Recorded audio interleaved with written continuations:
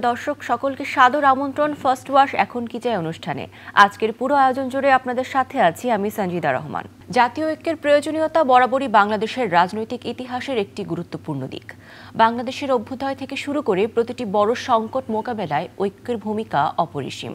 বর্তমান রাজনৈতিক ও সামাজিক সংকটের প্রেক্ষাপটে অন্তর্বর্তী সরকারের প্রধান উপদেষ্টা ডক্টর মোহাম্মদ ইউনূস জাতীয় ঐক্যের আহ্বান জানিয়েছেন এবং সেজন্য বিভিন্ন রাজনৈতিক দল, ধর্মীয় ও সামাজিক সংগঠনের সাথে সংলাপ অব্যাহত রেখেছেন।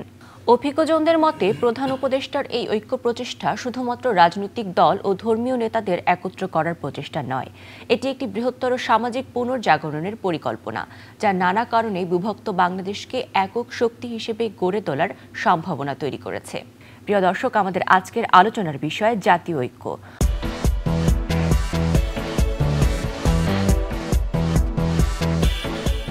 অনুষ্ঠানে এই বিষয়ে কথা বলার জন্য আমাদের সাথে উপস্থিত আছেন শামসুজ্জামান দুদু, ভাইস চেয়ারম্যান বিএনপি, এবং সাথে রয়েছেন রুহিন হোসেন প্রিন্স, সাধারণ সম্পাদক সিপিবি। আপনাদের দুজনকেই শুভেচ্ছা এবং সাদর আমন্ত্রণ আজকের অনুষ্ঠানে অংশ নেওয়ার জন্য।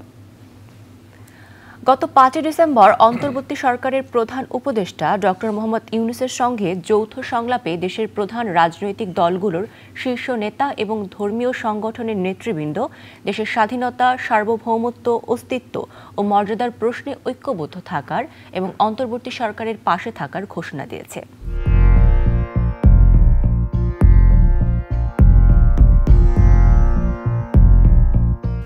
শুরুতেই আপনাদের কাছে যেটি জানতে চাই যে ডক্টর মোহাম্মদ ইউনূস যে ঐক্য প্রচেষ্টার এই যে একটি ধারা প্রচলন করতে যাচ্ছেন বা চলেছেন, সেটি নিয়ে আপনাদের মতামত আসলে কি? শামসুজ্জামান দুদু স্যার, আপনাকে দিয়ে যদি শুরু করি। বাংলাদেশের গত 16টি বছর যেভাবে পরিচালিত হয়েছে সেটা একটি ভয়ঙ্কর এবং মর্মান্তিক পরিস্থিতির দিকে বাংলাদেশকে নিয়ে গেছে, যেখানে গণতন্ত্র ছিল, মানুষের বাক, ব্যক্তির সংবাদপত্রের স্বাধীনতা ছিল না, সংগঠন করার নিরলষ্ট যে অধিকার 71 সালের মুক্তিযুদ্ধ দিয়েছিল সেই অধিকারও বিভিন্ন ক্ষেত্রে সংকুচিত হয়েছে, কখনো কখনো আক্রমণের শিকার হয়েছে।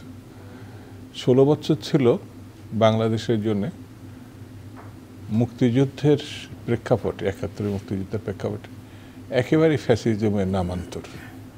ফ্যাসিজম এমন একটি পর্যায়ে গিয়েছিল, নামে মাত্র বিরোধী দল ছিল যারা নিজেদের ক্ষমতা ভোগ করার বা পালন করার বা প্রতিষ্ঠা করার কোনো সুযোগ ছিল না। তারই প্রেক্ষাপটে 16 বছর পেরিয়ে গত আগস্টে যখন পরিবর্তনের সূচনা হলো, সেটি ফ্যাসিবাদ পরাজিত হয়েছে এভাবে বলা যাবে না, বিতাড়িত হয়েছে।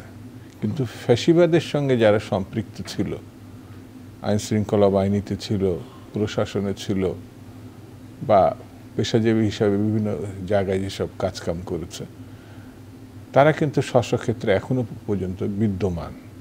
অর্থাৎ গণতন্ত্র প্রতিষ্ঠিত হতে হলে আপনাকে প্রতিষ্ঠানগুলোকে আগে পুনর্জীবিত হতে হবে।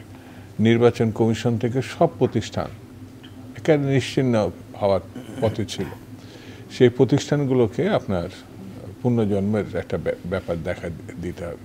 তো এইসব প্রেক্ষাপটেই কিন্তু যারা ফ্যাসিবাদের বিরুদ্ধে আন্দোলন করেছে, লড়াই করেছে, জেল খেটেছে, নির্যাতন ভোগ করেছে, ফাঁসির মুখোমুখি হয়েছে, গুম হয়েছে, তারা কিন্তু বর্তমান সরকারকে অকুণ্ঠ সমর্থন দিয়েছে। ডক্টর মোহাম্মদ ইউনূস সাহেবের এই উপদেষ্টা মণ্ডলীকে যখনই তারা ডেকেছে, রাজনৈতিক দল বিশেষ করে বিএনপি বা অন্যান্য রাজনৈতিক দল তাদের কাছে গেছে, আলোচনা করছে, সমর্থন দিয়েছে। প্রশ্ন হচ্ছে এই সমর্থনের প্রেক্ষিতে যে বিষয়গুলো রিটার্ন দেওয়ার, অর্থাৎ যেমন একটি ভালো নির্বাচনের জন্য কোন সময় নির্বাচনটা হবে, এখন সংস্কারের পরিস্থিতি কি, এটি কিন্তু খুব একটা পরিষ্কার হয় নাই। এই পরিষ্কার না হওয়ার কারণে জাতীয় ঐক্যের প্রশ্নে একটু দুর্বলতা থেকে যাচ্ছে। এইগুলো যদি পরিষ্কার হয়, আমি অমুক তারিখে, অমুক মাসে, অমুক সালে নির্বাচন করতে পারবো এবং সংস্কারের প্রশ্নটা এই পর্যায়ে আছে, তাহলে সিদ্ধান্ত নিতে রাজনৈতিক দলগুলোর জন্য সুবিধা হয়।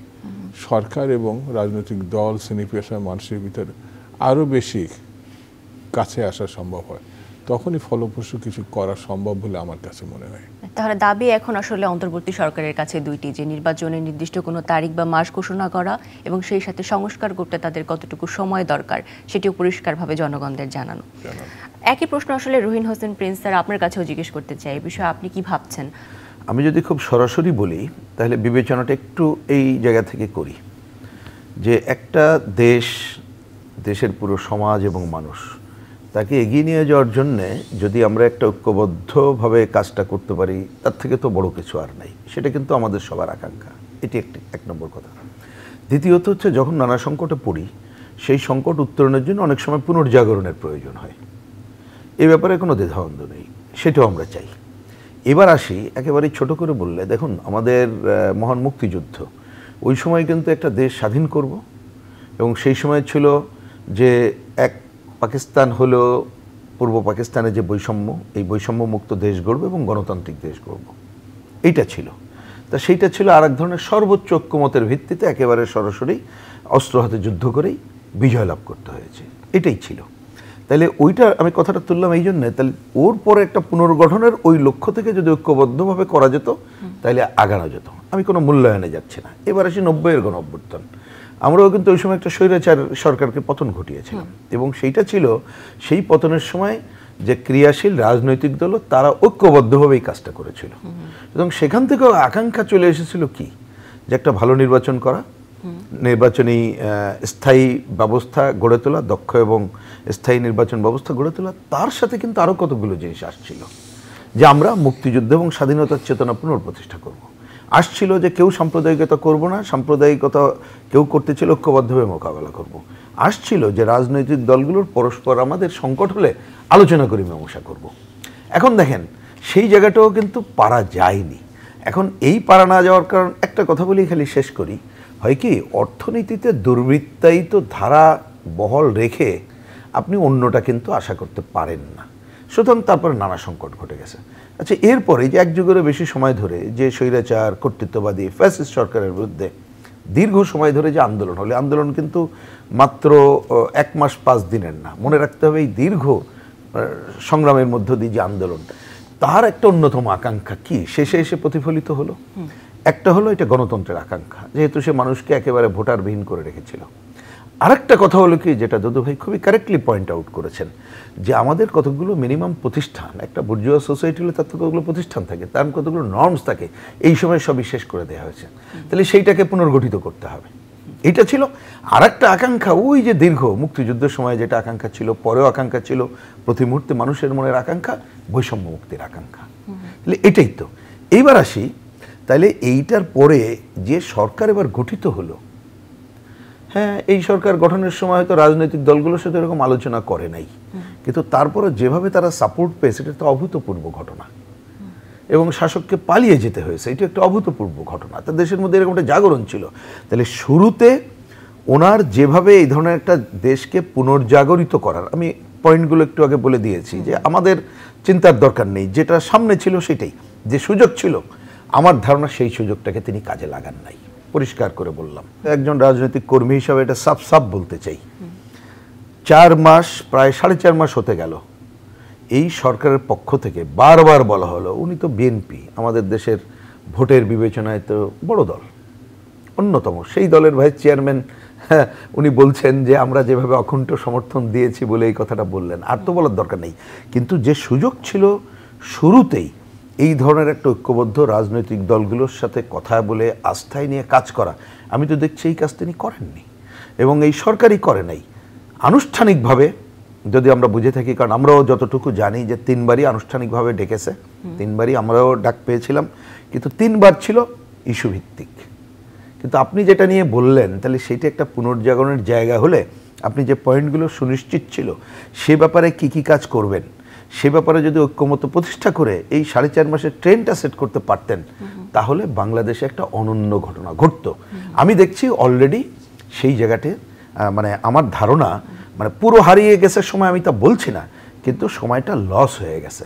সুতরাং এখন সবচেয়ে বড় কাজ হচ্ছে আর দেরি না করে, কারণ এটা তো অন্তর্বর্তীকালীন সরকার, আর দেরি না করে কিভাবে একটা নির্বাচিত সরকারের হাতে ক্ষমতা দেওয়া যায় সেই চেষ্টা করে একটা নির্বাচন দিতে হবে। আর একটা কাজ করতে হবে, সেটা আমরা বাতিল করতে কিন্তু বলছি না, সেটা হচ্ছে এই যে বিভিন্ন যে প্রতিষ্ঠান গড়ে তোলার জন্য যে সংস্কার করা দরকার, রাজনৈতিক দলগুলোর সাথে কথা বলে যতটুকু ঐক্যমত্য করা যায় ঐক্যমত্য করে এই নির্বাচনের প্রক্রিয়া শুরু করার সময় যতটুকু ওনারা পারবেন সূচনা করবেন, যাতে করে নির্বাচিত সরকার আসলে কাজ করতে পারে না। নির্বাচিত সরকার ফেল করলে অন্য রাজনৈতিক দলের ঐক্যমত্য থাকলে তারা তো তাদের ছাড়বে না, জনগণ ছাড়বে না, জনগণের উপরই ছেড়ে দিতে হবে সব কিছুকে। আমরা কয়জন আছি, আমরা এই সব করব, এই কথা বললে তো আমি দেখি ওই যে কর্তৃত্ববাদী স্বৈরাচারী হাসিনার কথারই প্রতিফলন দেখি। তিনি বলেছিলেন না, মনে আছে না আপনাদের দেশবাসীর, মনে আছে না, যে উন্নয়ন আর গণতন্ত্র, আগে উন্নয়ন চাই, তার জন্যে সরকারের ক্ষমতার কি বলে ধারাবাহিকতা রক্ষা করতে চাই। গণতন্ত্র চাই না বললেন না, ওই ধারাবাহিকতা রক্ষার নামে যে কোনোভাবে ক্ষমতায় থাকতে হবে, তার জন্য ভোট আলটিমেটলি এখনো দেখতেছি সংস্কার বলেও যেন ওই রকম একটা কাজ করতে চাইছেন, কিন্তু ওইটা রেখে ঐক্যমত্যর জায়গা হবে না, পুনর্জাগরণের জায়গা হবে না।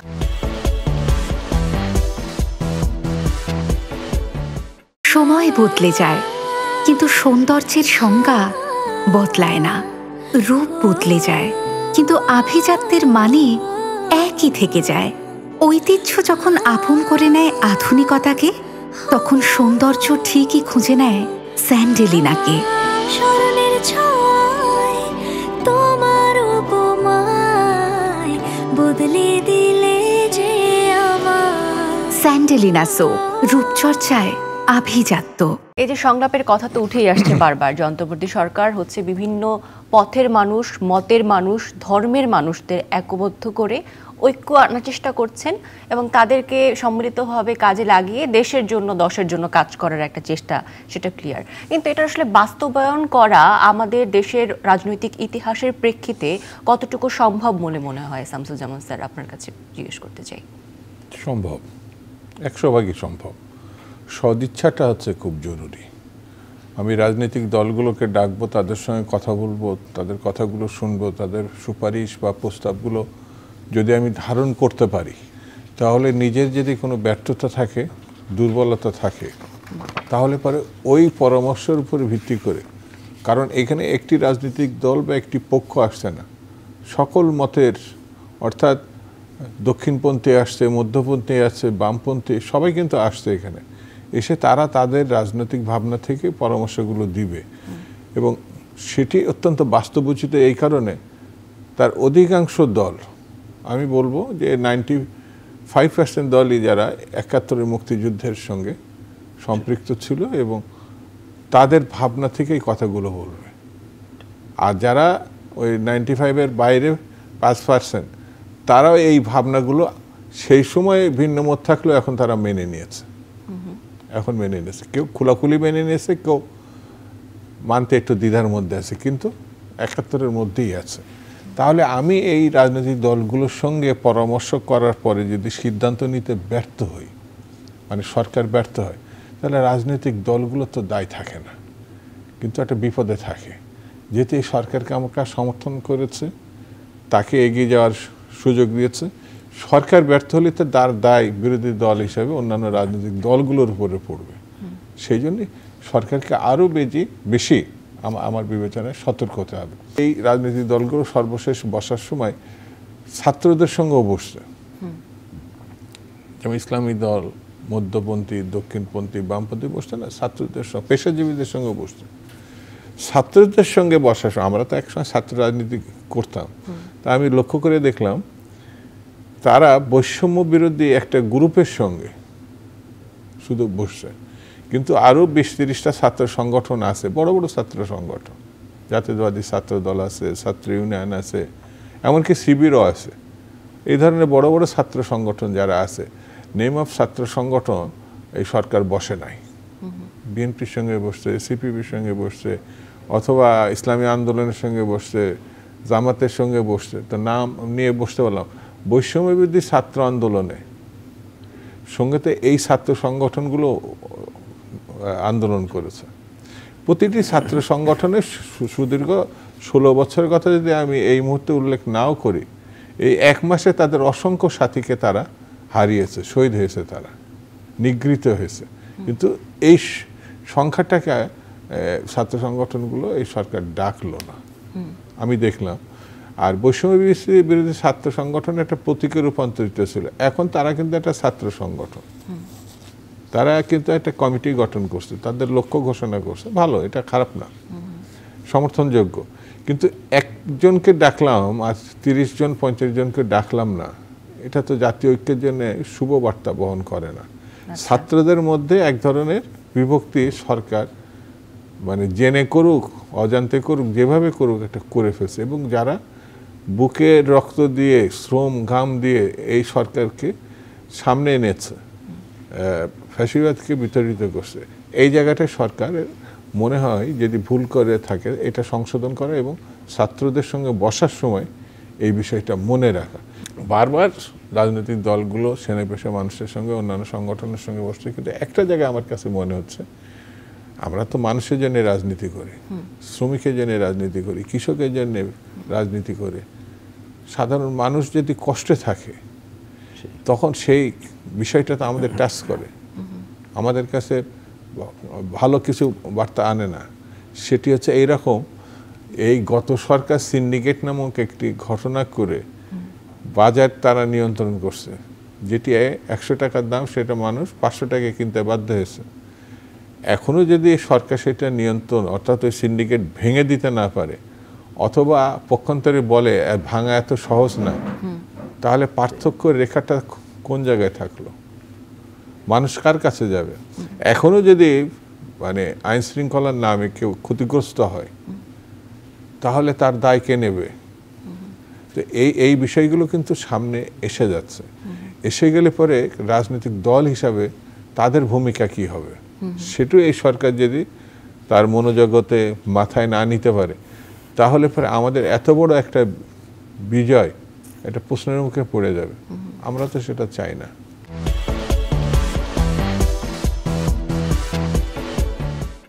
রুহিন হোসেন প্রিন্স, আপনার কাছে একটু আসতে চাইব যে অন্যান্য ছাত্র দল সকলের সম্পৃক্ততার কথা বলা হচ্ছে ঐক্য প্রচেষ্টা সফল করার ক্ষেত্রে। এক্ষেত্রে আরও একটি মূল বিষয় যেটি উঠে এসেছে যে আগে ইতিহাসে আমরা এতটা প্রকটভাবে যেটি দেখিনি, যে ধর্মীয় নেতাদের সাথে সংলাপের বিষয়টিও আমরা এবারের সংলাপে লক্ষ্য করেছি। এই বিষয়টিকে আসলে কিভাবে দেখছেন আপনি?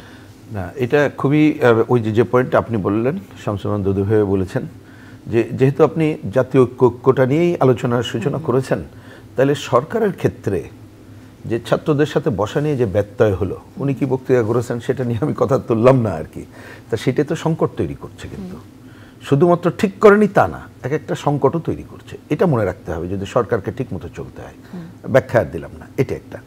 এইবার আসে আপনি যেটা বলছেন, অবশ্যই সেটা নিয়ে তো কোনো বিষয় না, কারণ আপনি যখন একটা সরকার অন্তর্বর্তীকালীন সরকার, সে রাজনৈতিক দলগুলোর সাথে অবশ্যই কথা বলবে। সাথে সাথে শুধু রাজনৈতিক দলগুলোর কথা তো বলি না, আমরা বিভিন্ন শ্রেণী পেশার মানুষের কথা বলি, তাদের সাথে কথা বলবে। এবং তার মধ্যে অবশ্যই আমাদের দেশের মানুষ তো ধর্মপ্রাণ, এবং আমাদের ধর্মীয় নানা ধরনের সংগঠন আছে, আমি ধর্মীয় সংগঠনের কথা বলছি, নিশ্চয়ই তাদের সাথে কথা বলবে। হ্যাঁ, এটাই আমাদের একটা সবচেয়ে খারাপ এক্সপিরিয়েন্স হচ্ছে রাজনীতিতে ধর্মের ব্যবহার, এবং সেটার কত খারাপ কাজ হতে পারে সেই উদাহরণটা কিন্তু আমরা মুক্তিযুদ্ধের সময় দেখেছি। সেটা তো আছেই, কিন্তু অবশ্যই আমাদের দেশের ধর্মীয় নেতা এবং বিভিন্ন জায়গায় যারা আছে আলেম ওলামা, যে কোনো কাজকে অগ্রসর করতে গেলে, দেশের কাজকে অগ্রসর করতে গেলে সে তাদের সাথে ডায়ালগ এবং সব মিলাই করতে হবে। যেমন আপনি একটা কলকারখানায় শ্রমিকদের সাথে কথা বলবেন, শ্রমিক নেতাদেরও কথা বলবেন, অন্য অন্য জায়গায় বিভিন্ন শ্রেণী পেশার সাথে কথা বলবেন, আপনি বিভিন্ন ধর্ম বাংলাদেশে যা আছে তাদের সাথে কথা বলে সেই কাজ করবেন, সেটা তো জরুরি। আমি একটু ছোট করে যুক্ত করতে চাই, কারণ কথাটা খুবই কারেক্টলি দুদুভাই এখানে তুলে ধরেছেন। দেখেন, যেহেতু ঐক্যমতের কথা বলছেন, আপনি যদি আগে চিন্তা করতেন যে আমার একটা রেগুলার কাজের মধ্যে জিনিসপত্রের দাম কমানোর আমাদের একটা বড় কাজ হবে, তাহলে আপনি যদি রাজনৈতিক দলগুলোর সাথে কথা বলা, আমি বলছি শুধু রাজনৈতিক দলগুলো বলছি না, কিন্তু এর আগে বলেছি অন্য যারা যারা প্রয়োজনীয়, কথা বলে ইমপ্লিমেন্ট করার ক্ষেত্রে তাদের তো লাগে কি কারণে? একেবারে অফ-হ্যান্ড উদাহরণ দিই, ধরে নেন যে স্বৈরাচারের পতনের পর আগে যে স্বৈরাচারী শাসকরা সারের ডিলার বা অমুক জায়গায় যেখানে সিন্ডিকেটগিরি করতো, এগুলো করতো, আচ্ছা কল্পনায় চলে যায়, হয়তো তাকে চলে যাওয়ার পর ওইখানে পাল্টাকেও দখলদারিত্ব নিচ্ছে, সেইটা ভাঙতে গেলেও তো আপনি রাজনৈতিক দলগুলোকে আস্থায় নিতে হবে। এইবারে সার নিয়ে, কীটনাশক নিয়ে যে নৈরাজ্যের ঘটনাগুলো ঘটেছে, অনেক দিন কিন্তু তা ঘটেনি, যার জন্য দেখবেন জিনিসপত্র উৎপাদনের কস্ট বেড়ে গেছে। আপনি বাজার এখনো নিয়ন্ত্রণ করতে পারলেন না, চাঁদাবাজ নিয়ন্ত্রণ করতে পারলেন না, আর জিনিসপত্র আসে সিন্ডিকেটের হাতে এখনো বন্দী থেকে গেল। আপনি অনেক কাজের মধ্যে যদি রেশনিং সিস্টেম চালুর কথা বলতে পারতেন, যে এইখানে এই কটা জিনিস আমি নিয়মিত দেব, গরিব মানুষ বা যারা তারা নেবে, এবং আমি দাম নিয়ন্ত্রণ পারতেন, তা সেটা আপনি করলেন না। যদি আপনি করার ক্ষেত্রে রাজনৈতিক দলগুলোকে পরামর্শ চাইতেন, ধরে নিলাম যে বিএনপি যে পদ্ধতি চাই, কমিউনিস্ট পার্টি যে পদ্ধতি চাই, আমাদের প্রেফারেন্স আছে, কিন্তু ওইখানে আলোচনায় বসলে কিন্তু আমরা দেখতেন যে কতগুলো পয়েন্টে ঐক্যমত্য হতাম, যে পয়েন্টে একমত হতাম সেইটা তো এই সরকারের জন্য অনেক বেশি সুযোগ হতো এই কাজকে এগিয়ে নিয়ে যাওয়ার জন্য। এবং সিন্ডিকেট থেকে শুরু করে স্থানীয় চাঁদাবাজ তারা কিন্তু একটা অন্য মেসেজ পেত। আপনি সেই মেসেজটাও দিলেন না, নিজেও কাজ করতে পারলেন না। তাহলে জাতীয় ঐক্যের কথাটা শুধু মুখে রাখলে কিন্তু জনগণের পেটের ভাত হবে না, এবং আপনি ভালো কাজটাও আশা করতে পারবেন না। একেবারেই তাই। আয়োজনের একেবারে শেষ দিকে চলে এসেছি। একটা খুব গুরুত্বপূর্ণ প্রশ্ন, যে এবারের ঐক্য প্রক্রিয়ায় অনেকে আওয়ামী লীগকে আসলে যুক্ত করার কথা বলছেন। তো এক্ষেত্রে যারা আওয়ামী লীগের সাথে যুক্ত থাকার পরেও বিভিন্ন নৈরাজ্যের সাথে সম্পৃক্ত ছিলেন, দোষীদেরকে বাদ দিয়ে যারা মূলত আওয়ামী লীগ রাজনীতি করেছেন, আওয়ামী লীগের সাথে ছিলেন, তাদেরকে যুক্ত করে এই ঐক্যকে বাস্তবায়ন করা, এই বিষয়ে আসলে আপনাদের মতামত কি? শামসুজ্জামান স্যার, আপনি কি বলবেন? আওয়ামী লীগ তো সবাই পালাইছে, এখনো তো প্রকাশ্যে আসে নাই। যদি আসতে চাই সেক্ষেত্রে আপনাদের এটা নিজ দায়িত্বে রাজনীতিটা করতে হবে, সেই অবস্থাটা তাদেরকেই নির্ধারণ করতে হবে। এমন না যে অন্য রাজনৈতিক দলগুলো তাদের দায় নিয়ে, বা সরকার, এমনকি সরকারও তাদের দায় নিয়ে তাদেরকে পালকি পাঠিয়ে পালকিতে করে এনে প্রতিষ্ঠা দেবে, এই সুযোগ তো নাই, একেবারেই নাই। একটি সুনির্দিষ্ট আদর্শের ভিত্তিতে একটি রাজনৈতিক দল, তার নেতৃত্বে একটা পরিচ্ছন্ন ব্যক্তিতে, তারপরে তারা অগ্রসর হয়। তারা যা কিছু গত সময়ে বলেছে, শুধু যে 16 বছর 18 বছর তা না, এবারে বাংলাদেশ প্রতিষ্ঠার পরে যখনই তারা ক্ষমতা পাইছে, তখনই তো তাদের বক্তব্য আগে যা ছিল তার একেবারে ভিন্ন অবস্থানে চলে গেছে। এটা যদি বাংলাদেশ প্রতিষ্ঠার পর থেকে দেখি, যে গণতন্ত্রের জন্য বাংলাদেশে যুদ্ধ হয়েছে, স্বাধীনতার জন্য যুদ্ধ হয়েছে, মানুষের অধিকারের জন্য, কিন্তু ক্ষমতা নেওয়ার পরেই দেখা গেছে একেবারে সে মানে ভয়ঙ্কর একটা শক্তি হিসাবে রক্ষী বাহিনী বানাইছে, 40,000 মানুষ মারছে, দুর্ভিক্ষ সৃষ্টি করছে। সেই জায়গায় কিন্তু জাতীয় ঐক্যের ব্যাপার আসে নাই। সারাদিন ল্যাপটপ, ফোন আর অফিসের কাজ। আমি চললাম, তুমি থাকো তোমার কাজ নিয়ে। হয়তো তোমারই জন্য হয়েছি যে প্রেমে বন্য। আমাদের মধ্যে এখনো প্রেম আছে, জানি তুমি অনন্য, তাই শুধু তোমাকেই চাই। জীবনের প্রতিটি মুহূর্ত হয়ে উঠুক স্পেশাল। ত্বকের যত্নে রোজ অয়েল এক্সট্রাক্ট এবং ময়শ্চারাইজার সমৃদ্ধ তিব্বত পমেড। সকল রাজনীতি দলকে তারা বাদ দিচ্ছে, এমনকি তাদেরকে যারা সমর্থন করছে, যে মানুষ তাদেরকেও তাদের স্বার্থ দেখেনি, রাজনীতি দলে দেখেনি। এমনকি এক দল, এই যে 16 বছর যেটা প্রিন্সও বলল, যে কেয়ারটেকারের প্রশ্নে আমি স্পষ্ট করে বলি, একটা সময় তো এই দেশে আন্দোলন করেছে তারা। কেয়ারটেকার যে ভালো, এটা তো শুধু আওয়ামী লীগ বা 14 দল বা আন্দোলনকারী না, বিএনপিও তার সঙ্গে সেই আইনটা পাশ করছে পার্লামেন্টে। 15 ফেব্রুয়ারি পার্লামেন্টে বিএনপি কিন্তু ওই আন্দোলনের প্রেক্ষিতে ওই আইনটা পাশ করছে, অর্থাৎ একটা জাতীয় ঐক্যমত সৃষ্টি হয়েছিল। সেই ঐক্যমতটাও ধ্বংস করে ফেললো তারা, মানে 8 সালের ইলেকশনের পরে ক্ষমতা নেওয়ার পরে 14তেই এসে দেখলাম কৌশলগতভাবে তারা কোর্টকে ব্যবহার করে তারা ওই কেয়ারটেকারটা বাতিল করে ফেলে। এবং এর একটা ভয়াবহ পরিণতি আমরা দেখলাম, যে এক ব্যক্তি এক দল কি নির্দয় নির্মমভাবে 16টা বছর 3টা অবৈধ নির্বাচন, অর্থাৎ সমস্তকে নিশ্চিহ্ন করে ফেলল। সেই জন্য আমার কাছে যেটা মনে হয়েছে, যে আওয়ামী লীগকে মুখে এক আর কার্যক্ষেত্রে এক, এটির জন্যে তাদের দায় নিতে হবে। দিল্লি বসে বসে রাজনীতি করা, নিজেকে নিরাপদ রাখা, সে তো একবার সে, তার বোন এবং তার ছেলে মেয়ে ছাড়া তাদের দলের সবাইকে একেবারে শুধু পানিতে ফেলে নেয়, সামগ্রিকভাবে বিপদ। এবং যে ক্ষেত্রে বুদ্ধিজীবী আছে, ব্যবসায়ী আছে, যারাই আছে, সব যে খারাপ এটা আমি বলছি না, কিন্তু সেই ভালো লোকটাকেও বিপদে ফেলে দিচ্ছে তারা। তার দায়িত্ব তাদের নিতে হবে। যে অপকর্ম করছে, যে হত্যাকাণ্ড করছে, তার আইনগত দিকে মুখোমুখি হতে হবে তাদের, তারপরে সময় বলে দেবে যে তাদের কতটুকু পাওনা আর কতটুকু জেলের মধ্যে থাকার সময়, এটা তারাই বুঝতে পারবে। আইনের বাইরে তো কিছু হবে এবং না। জাতীয় ঐক্যে আসলে তাদের সম্পৃক্ততা কতখানি হতে পারে। জাতীয় ঐক্য ভালো এবং মন্দ, আমি তো ভালো কাজের জন্য জাতীয় ঐক্য করব, খারাপের সঙ্গে তো জাতীয় ঐক্য হতে পারে না। একেবারেই তাই। অনেক অনেক ধন্যবাদ আপনাদেরকে গুরুত্বপূর্ণ এই আলোচনায় অংশ নেওয়ার জন্য। আগামীতে আবারও দেখা হবে এমন কোনো আলোচনায়, এমন কোনো বিষয়ে। সে পর্যন্ত সকলে ভালো থাকবেন, আপনারা ভালো থাকবেন। অন্তর্বর্তী সরকারের প্রধান উপদেষ্টা ডক্টর মোহাম্মদ ইউনূসের জাতীয় ঐক্যের আহ্বান শুধু একটি সংলাপ নয়, এটি জাতির উদ্দেশ্যে একটি বার্তা। এখন সময় এসেছে এই ঐক্যকে শক্তিশালী ভিত্তিতে দাঁড় করানোর এবং বিভাজন ও বিভেদের রাজনীতি থেকে মুক্তির। এই মুক্তির প্রত্যাশাটি নিয়ে আজকের আয়োজন থেকে আমরা বিদায় নিব। সকলে ভালো থাকবেন, সুস্থ থাকবেন, নিরাপদে থাকবেন।